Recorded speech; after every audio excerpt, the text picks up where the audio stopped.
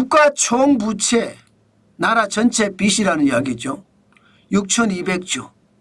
이러다 정말 다 죽어. 이 말이 여러분 사실일까요?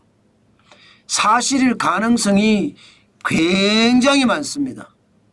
일단 이거 한번 보세요. 2024년 3분기 기준입니다. 국가 총부채는 6,222조입니다. 이게 GDP 대비로 보면 247.2%입니다. 그러면 GDP 대비로 봤을 때 여러분 3.5배가 많다는 뜻인가요? 굉장하죠. 247.2%니까 엄청난 이야기죠.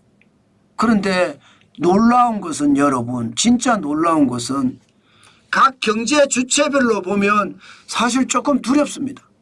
왜 두려우냐?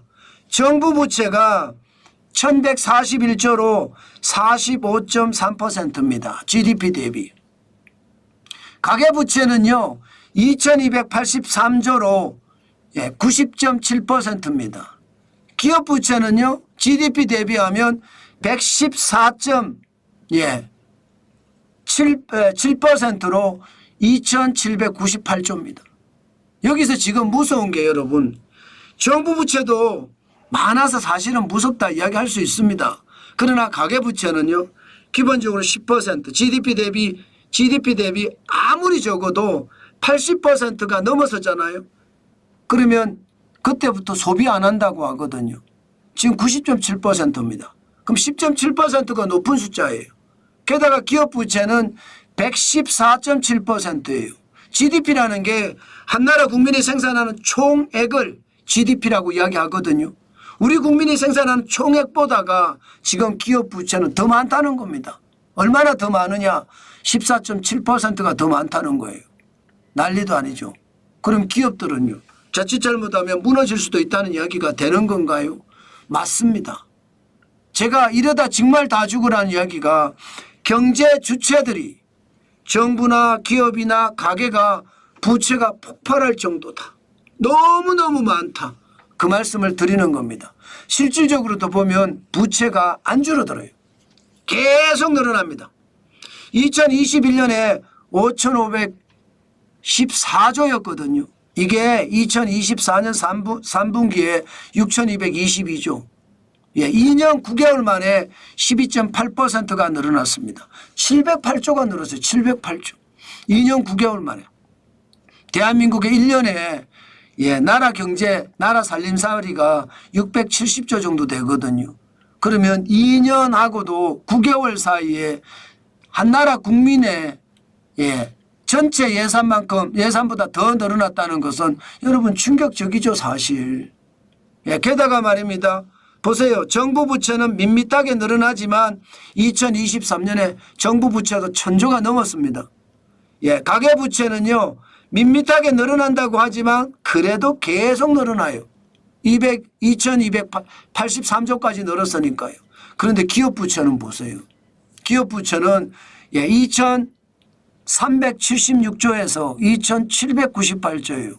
여러분 여기서 무슨 생각이 드세요? 지금 기업들이 버티기 어렵다는 이야기죠. 기업들이 곧 무너진다는 이야기죠. 여기 기업이라고 하면요 자영업자는 여기에 포함이 안 되어 있습니다. 자영업자는 가계부채에 포함이 되어 있습니다. 가계부채에 포함이 되어 있고 자영업자를 뺀 법인부터는 기업에 포함이 되는데 지금 중소기업들이 줄줄이 망하는 게 이유가 있잖아요. 부채가 계속 늘어납니다. 부채가 늘어날 수밖에 없는 게 여러분 기업들은요 비용을 감당할 수가 없어요. 최저임금대로 계속 올라가잖아요. 이것도 비용이죠. 여기다가 주 52시간제는 기업을 완전히 올가매고 있습니다. 어디 그뿐입니까? 그 외에도 말입니다. 중대재해기업처벌법이라든가 상법 개정안이라든가 뭔가 기업을 규제하는 그런 법률안들이 계속 나오고 있습니다. 그러니 기업은 기업 활동을 제대로 못해요. 심지어 말입니다. 중소기업에서는요 사장님은 월급을 못 가져간대요.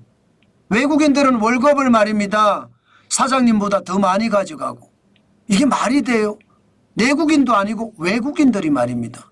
외국인들 월급이 300만 원, 400만 원 이렇게 된다고 합니다. 중소기업에서.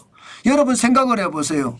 그 사람들 자기 나라에 가서 받으면 한 달에 30만 원, 40만 원 받을 사람들입니다. 대한민국에서는 300만 원, 400만 원 받고요. 10배를 받잖아요. 이러니 말입니다. 나라가 아닌 게죠. 이러다가 기업들이 줄줄이 무너진다는 건 맞아요. 결국은 말입니다. 부채 때문에 기업들이 망한다는 이야기 저는 틀리지 않는다고 생각합니다.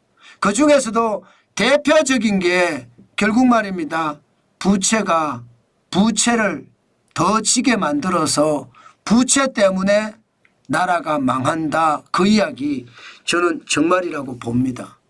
여러분, 나라들이 어려워진 나라 한번 생각을 해보자고요.